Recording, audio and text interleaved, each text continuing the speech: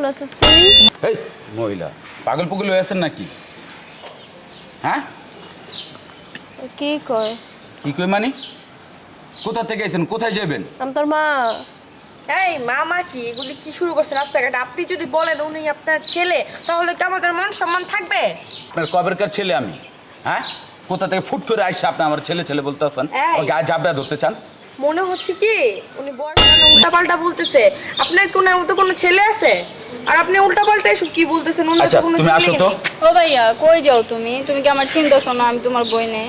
এই মেয়ে, তোমার মা না হয় বৃদ্ধ মানুষ, মানে কোনো কিছু স্মৃতিশক্তি কমে গেছে, তোমারও কি স্মৃতিশক্তি ডাউন হয়ে গেছে নাকি? হ্যাঁ বৌমা, এটা আমারই পোলা, আমি ওর মা। আবার পোলা পোলা পোলা পোলা করতেছেন।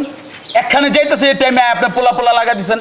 আমার কোনো মা নাই, কোনো বোন নাই, জানতো কোথা থেকে এসেছেন জান। ও ভাইয়া বুঝছি তুমি রাগ করছো না, আমরা অনেকদিন পরে বাড়ির থেকে আইছি দেখা।